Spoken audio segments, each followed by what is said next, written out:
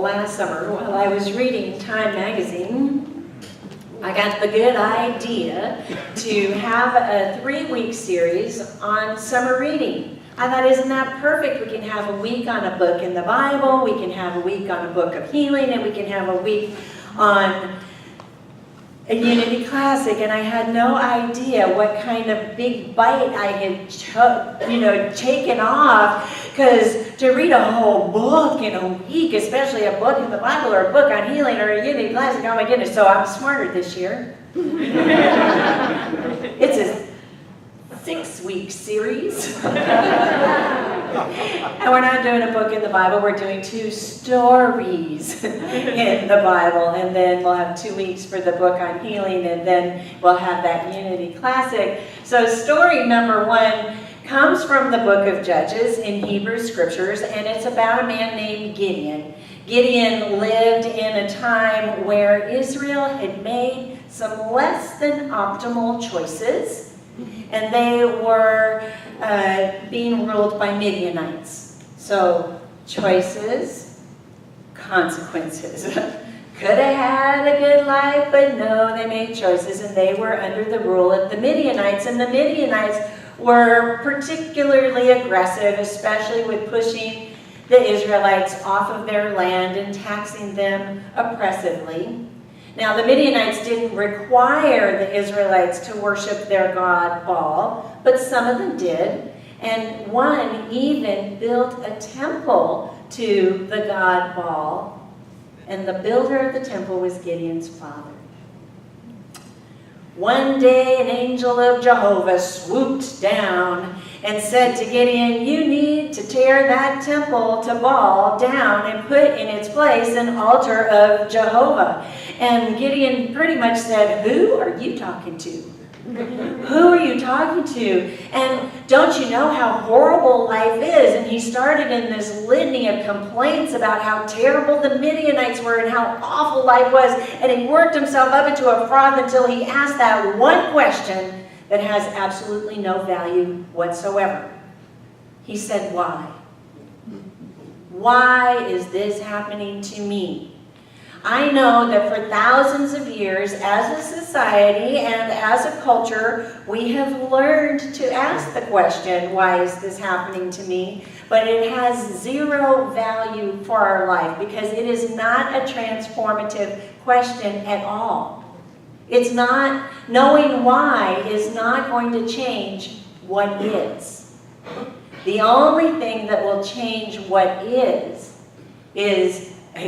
acknowledging what is, accepting what is, and making a different choice to do something about what is. Now, Gideon, he was the second son.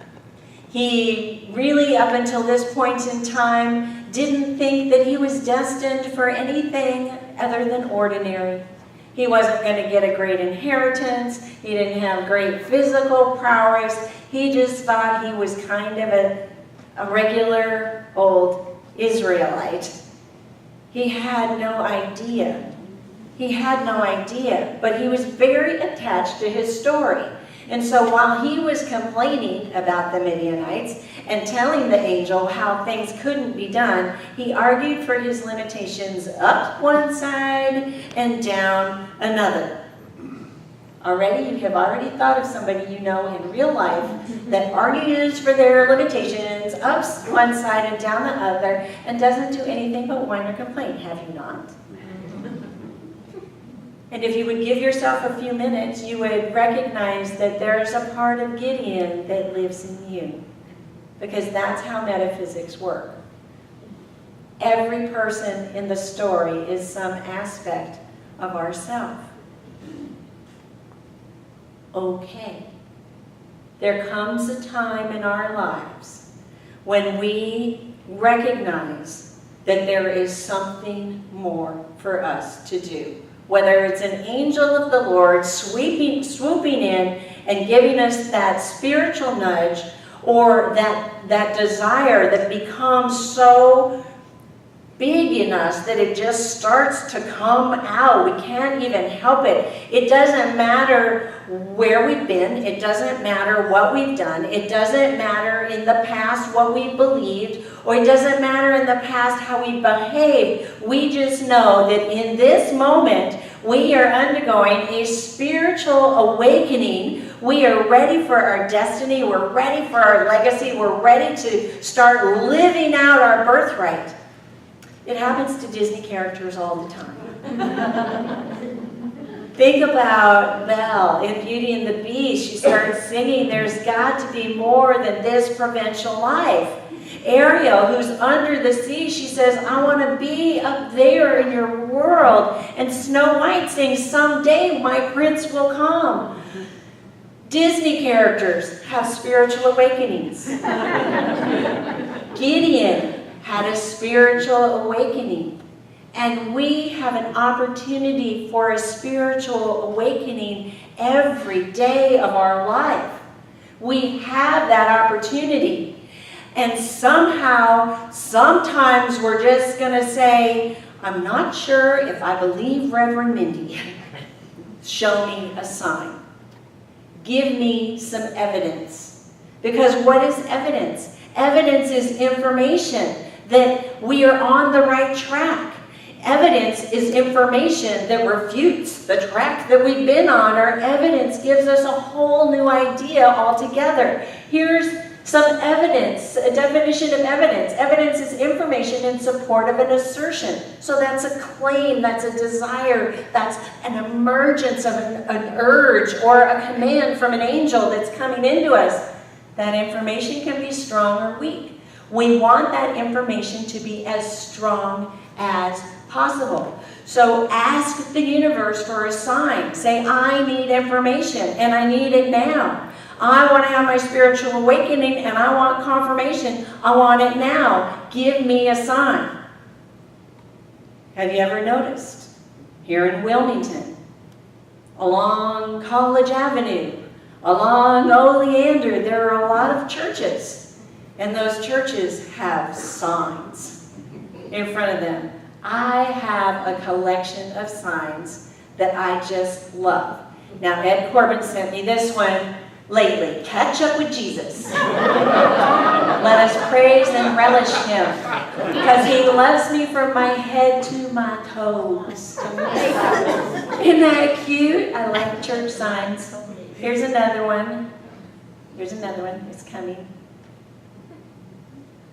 Our church is like fudge, sweet with a few nuts. It really is. 7 days without prayer makes 1 week. I just thought that was a little profound. And here's one that I still can't believe is on a church sign. Smoking pot with God. Go figure. And then, so this one says, if you were looking for a sign from God, this is it. So Gideon asks for a sign from God. And he gets a sign from God because he requested evidence. Here's what evidence does. Evidence is support, not proof or truth of an assertion. Evidence provides a deeper understanding and insight. Evidence gives us opportunities for reflection and improvement. Evidence is for everyone, adding value to all those involved. So Gideon didn't say, give me a sign to prove that God is real.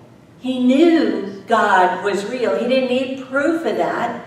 What Gideon needed was evidence that this was the right choice for him. Gideon needed a sign so that he could have time for reflection. Gideon needed a sign to recognize that what he was about to undertake was not only good for himself, but for all the Israelites. Give me a sign. When I look for a sign, or when we look for signs that are evidence of discovery, we're really looking for information. Is this the choice for me, or is this not the choice for me? I'm in discovery. So let's say that we set an intention to be in a romantic relationship, and then one day we meet someone, and we think, wow, this someone could be the one. This person, he or she, well, I'm getting that little internal ping that they could be the one. In fact, that little internal ping, which is another name for intuition or goosebumps, is really giving me a powerful message. This is a sign that this person could be the one. So then you ask them on a date, and they say yes. Saying yes is like a sign from God.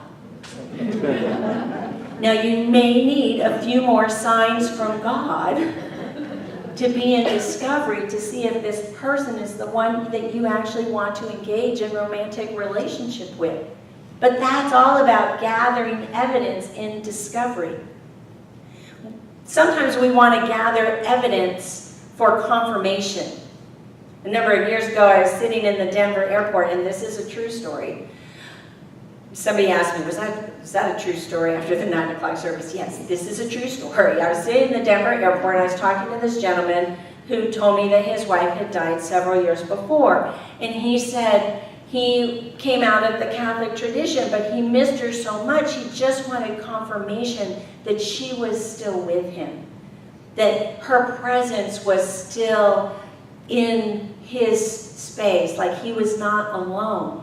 So unbeknownst to his family, because it was so far out of his Catholic paradigm, he went to a psychic.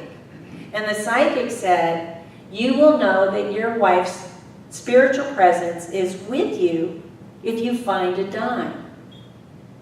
Now this man, he took a handkerchief out of his pocket, and he started to cry, he had tears coming down his face. He said, I want you to know that I was a baggage handler for the airlines. And in a week, I might find a couple of quarters and most likely a handful of pennies. But I had never, not once, in my entire career, found a dime. But after I saw that psychic, I went to work, and that day I went home with almost 100 dimes. Almost 100 dimes. Looking for evidence of confirmation. A third way we can look for evidence and use signs from God is in discernment. Is this, for me, I'd go, is this an easy choice or is this a hard choice? Is this going to make my life easier or is it going to make my life harder? Just give me a sign. Well, Nikki and I decided that we wanted to go to this spiritual retreat at the end of September, and the spiritual retreat was in Mount St. Francis, Indiana. You know that Nikki and I drive everywhere. So, easy, sign from God. We'll be in Cayuga the week before. We're halfway there. You would think that would be easy and we should just do it, right? Yeah. Right. No, it's hard. It's hard because we have to be in Indiana at 5 p.m. on Friday. So that means in order to get there on time through rush hour traffic all the way to Indiana, we have to get up before God in Cayuga and drive and arrive tired. So we're like, oh no, that's too hard. We don't want to arrive tired. So let's leave Thursday. That should be easy, right? No, it's hard. It's hard because Nikki and I are presenting Thursday afternoon at Cayuga, and we're done at 4:30, which means we won't leave there until 5, which means that we'll be driving through the mountains at night in the dark and getting to Indiana after midnight. So hard. But do you think those two signs from God were enough for us to say no? No, we really want to go just get a spiritual renewal. So we're like, okay, good, we'll go anyway. We'll figure it out. We'll be tired or we'll get over it. So now we're like, okay, now let's look at coming back to Wilmington. We have to be back in Wilmington for Nikki to teach a class Monday night. Google Maps says it takes 12 hours to drive from Indiana, which really means 14 or 15. Hard. So we're not going. It's okay. It was a discernment process. We asked for signs from God, and we're still open for God sending some more, but they have to be easy ones. They have to be easy ones. Now let me finish the story of Gideon. So Gideon, he tears down the temple. All the Israelites are happy. It was a good choice for all. Then the angel of Jehovah swoops in and says, now I want you to gather an army to drive the Midianites out of Israel. And he said, guess what? I'll do it, but first you have to give me a sign. So the angel says, no problem. In the morning, in the storeroom, you will find a fleece on the floor that is soaking wet with dew, but everything else around it will be dry. Sure enough, Gideon gets up the next morning, there's the fleece soaking wet. He could wring out a bucket full of water from it. It was so wet, but all the ground was dry. And if he had been texting a friend, this is what it would have looked like. I asked for a sign. Did you get one? Yeah. Dude, do it. I'm not sure. What? I need another one to be really sure. So the angel said, the next day, you'll find that same fleece. The fleece will be completely dry, and the ground will be muddy wet. Sometimes we just need extra confirmation that we're on the right track. We need that extra confirmation that what we know in our heart is the message that we're hearing in our mind. Sometimes we just need extra confirmation that we have spiritual dominion, and spiritual dominion needs to be reinforced. So when you ask for a sign, ask for as many as you need, as many times as you need, because they will be there. Let's do a recap. Signs are discovery tools, they're discernment tools, they're confirmation tools. We use them when we're looking for information to find out if we're on the right track or if we're not on the right track or there's another way that we hadn't even thought of before. We use signs as discernment tools. Is it going to be hard or is it going to be easy? And we use signs as confirmation. There are dimes everywhere. There are copper bracelets washing up in the sand. There are beach balls. There are orange balls. There are pictures of the tree of life. There are songs that we hear. You know the signs, and you've seen them. Pay attention. They're for you. They're validating your holy purpose. Open your eyes. Open your mind. Open your heart. And surrender to the love of God. We're going to sing Surrender to the Love of God, and then Bruce is going to take us through a time of meditation.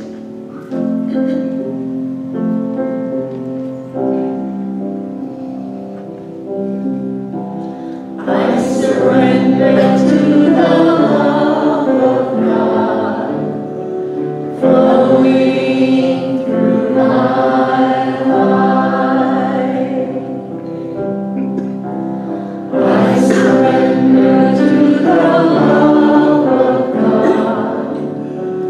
Flowing